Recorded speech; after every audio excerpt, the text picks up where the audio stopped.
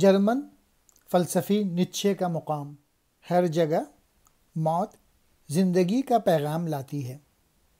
وہ شخص ایک مبارک انسان ہے جسے یہ علم ہے کہ موت کیا ہے، یعنی اسے خبر ہے کہ موت آخرت کی زندگی کا وقفہ ہے۔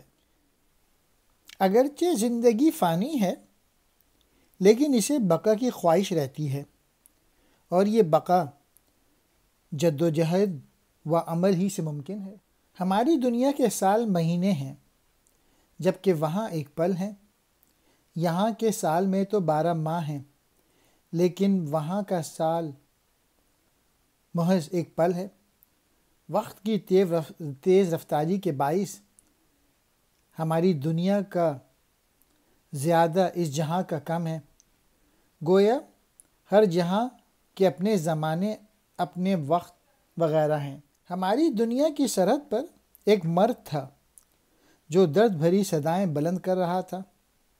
اس کی نگاہیں عقابوں سے بھی زیادہ تیز تھی۔ اس کا چہرہ اس کے سوزے جگر کا گواہ تھا۔ وہ بڑی دور تک دیکھنے والا تھا اور اس کا چہرہ اس کے باطنی سوز کا پتہ دے رہا تھا، یعنی وہ صاحب سوز ہے۔ نہ تو جبرائیل، نہ فردوس، نہ کوئی حور۔ یہ مٹی کا پتلا انسان ہی ہے جو ایک آرزومند جان کے باعث سلگ رہا ہے۔ گویا آرزو مندی یا صاحب آرزو ہونا صرف انسان کی فطرت ہے، اور اس کی آرزو کے باعث درد مندی میں اس کا کوئی شریک یا اس جیسا نہیں ہے۔ میں نے یعنی اقبال نے رومی سے پوچھا، یہ دیوانہ کون ہے؟ انہوں نے کہا، یہ جرمن دانشمند نیچے ہے۔ اہل یورپ اسے دیوانہ سمجھتے ہیں۔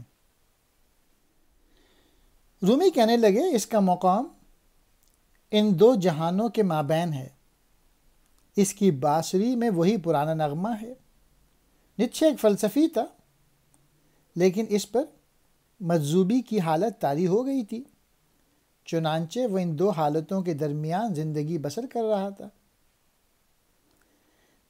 نیچے نے، جسے سولی پر نہیں لٹکایا گیا، ایک مرتبہ پھر وہی پرانی بات نئے انداز میں کہی، یعنی ان الحق کی بات۔ گویا وہ بھی منصور اللہ کی طرح انا کی بات کرتا ہے، لیکن اس کے مطابق وہ انا قلب و روح سے بیگانہ ہے۔ نیچے کی باتیں بے باک اور اس کے افکار عظیم ہیں۔ اہل مغرب اس کی گفتگو کی تلوار سے 2 ٹکڑے ہیں۔ گویا اس نے اپنی باتوں یعنی افکار و نظریات سے عیسائی تہذیب و ثقافت کا حلیہ بگاڑ کر رکھ دیا۔ اس کے ساتھی اس کے جذبے کو نہ پا سکے، نہ سمجھ سکے۔ انہوں نے اس مجذوب انسان کو دیوانہ سمجھ لیا اور دیوانہ کہا۔ نیچے کی حالت قابل افسوس ہے جو افرنگ یورپ جرمنی میں پیدا ہوا۔ چونکہ یورپ کے عقل مند سوز و جذبے کی کیفیت سے محروم تھے، انہوں نے اسے پاگل قرار دے دیا، اس کا علاج شروع کرا دیا۔ گویا اس لحاظ سے نیچے بدقسمت ٹھہرا۔ وہ نیچے ایک ایسا علاج تھا جو اپنے شہر میں بھی اجنبی تھا۔ عیسائیوں کے مذہبی پیشواؤں سے تو اس کی جان بچ گئی، لیکن طبیبوں نے اسے مار ڈالا۔ نیچے ایک ایسا عاشق تھا جو اپنی آہوں میں کھو چکا تھا، اور ایک سالک تھا جو اپنے راستے ہی میں گم ہو گیا تھا، یعنی منزل تک نہ پہنچ سکا۔ اس کی مستی نے ہر شیشے کو توڑ ڈالا۔ وہ خدا سے تو بے تعلق ہوا ہی تھا، اپنے آپ سے بھی بے تعلق ہو گیا، خود سے بیگانہ ہو گیا۔ اگر اس کے جذبوں کو کوئی سمجھنے والا ہوتا تو اس کی یہ بے تعلقی کی حالت نہ ہوتی۔ نیچے جس چیز کی تلاش میں ہے وہ تو کبریا کا مقام ہے، جو مقام عقل و حکمت سے ماروا ہے۔ پھر وہ اسے کیوں کر پا سکتا ہے؟ دل کے اندر سینکڑوں قسم کے خیالات پیدا ہوتے ہیں، لیکن ہر خیال ایک دوسرے سے الگ ہوتا ہے۔ کوئی خیال تو آسمان تک پہنچتا ہے اور کوئی نہیں پہنچتا۔ کوئی یہی نہیں کہتا وہ خیال جو آسمان تک پہنچتا ہے اس کے دائیں طرف آسمان تک نہ پہنچنے والا خیال ہے۔ گویا دل کے خیالات کی رنگا رنگی حیران کن ہے۔ قصر شرف النساء میں یعنی اقبال زندہ رود نے رومی سے پوچھا کہ خالص لال سے بنا ہوا یہ کاشانہ کس کا ہے؟ یعنی اس کی چمک دمک کے سامنے سورج کی روشنی بھی کچھ نہیں ہے۔ یہ مقام، یہ منزل اور یہ بلند محل جس کے دروازے پر حوریں بھی ادب و احترام سے کھڑی ہیں، کس کا ہے؟ مولانا روم نے جواب دیا، یہ شرف النساء کا کاشانہ ہے جس کی چھت کا پرندہ فرشتوں سے ہم کلام ہے۔ گویا یہ بہت بلند و پاک محل ہے۔ ہمارے سمندر نے اس قسم کا موتی پیدا نہیں کیا، کسی ماں نے ایسی بیٹی کو جنم نہیں دیا، ہندوستان کے مسلمانوں میں ایسی پاک فطرت اور اللہ مست لڑکی پیدا نہیں ہوئی۔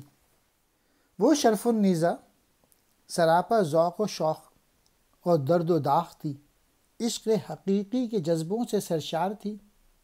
وہ پنجاب کے حاکم صوبے دار کی چشم و چراغ بیٹی تھی۔ وہ عبدالصمد کے خاندان کا فروغ تھی۔ اس کا فقر ایک ایسا تخصص تھا جو ابد تک قائم رہے گا۔ اس کی کمر پر 2 دھاری تلوار بندھی ہوتی تھی اور ہاتھ میں قرآن ہوتا تھا۔ اس کا تن بدن اور اس کے ہوش و حواس اللہ کی یاد میں مست رہتے تھے۔ مومنوں کے لیے دنیا و آخرت میں قرآن کے ساتھ تلوار ہی کافی ہے، لہٰذا میری قبر کے لیے سما کافی ہے۔ دونوں چیزیں میری قبر کے سرہانے رکھ دینا۔ مسلمان بر صغیر پر کبھی حکمران تھے، لیکن انہوں نے شمشیر و قرآن سے دوری اختیار کر لی اور یوں غلامی کی ذلیل زندگی گزارنے لگے۔